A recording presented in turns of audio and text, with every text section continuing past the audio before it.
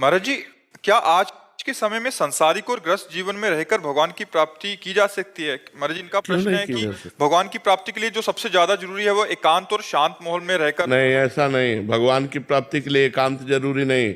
भगवान की प्राप्ति के लिए काम छोड़कर बैठना, कायर होना जरूरी नहीं है। भगवान की प्राप्ति के लिए मामुनिस्मर युद्ध च, अर्जुन जी को आदेश कर रहे हैं। तस्मात् सर्वदा सर्वकालेषु मामुनिस्मर, हर परिस्थिति में मेरा स्मरण करो और युद्ध च, अपने कर्तव्य का पालन करो। एकांत किसे कहते हैं? हृदय में जो भगवान का सुमिरन होता है, उससे बढ़कर एकांत नहीं। कहाँ जाओगे एकांत? अब बोलो हमें, तुम कहाँ जाओगे एकांत?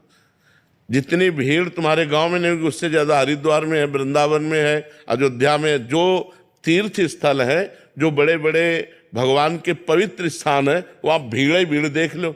तो एकांत कहाँ जाओगे? कहाँ बैठोगे एकांत? महाराज जी, गृहस्थ जीवन में रह के तो क्यों? गृहस्थ जीवन में क्या परेशानी? सुबह से उठ के राम राम राधे राधे रट रहे हैं, अपना काम कर रहे हैं, इसी से भगवत प्राप्ति हो जाती है। बच्चे आ गए, बीवी आ गई, कोई परेशानी नहीं। बच्चे में भगवान है, बीबी में भगवान है। हमको भावना ही तो बदलनी है। अपने घर से हम शुरू करते हैं सब में भगवान को देखना।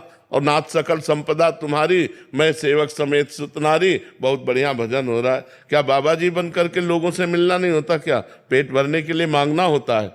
5 घरों में जाके भिक्षा मांगते हैं। और देखो, हम बाबा जी बनकर एकांत सेवन किए पूरे जीवन, और समाज में हमको जितनी समाज दी गई, कितनी समाज दी गई? तो भगवान ने दिया कि नहीं दिया? दिया तो समाज ही, वही समाज आपको दिए। तुम्हारी तो छोटी समाज है, तुम्हारे 5-6 लोग होंगे घर में, हमारे 500 लोग हैं।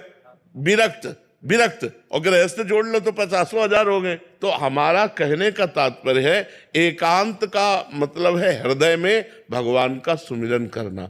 एकांत में कहीं भी बैठ जाओ जाके, तुम्हारा अभी तो भजन का मन करता है, और एकांत में बैठ जाओगे तो भोगों का मन करेगा। लिख लो कागज में। अभी घर में हो तो वृंदावन आने का मन करता है, और वृंदावन में आके तुम्हें हम सब सुविधा दे दें, एक कमरा समय से टिफिन कमरे में पहुंच जाएगा। भजन करना है, आप भाग ना जाओ तो हमें बता देना। जब लड़कवा कहता है ना पापा, वो जब कान में आएगी सावा, भाग जाओगे। एसी रूम छोड़ के भाग जाओगे।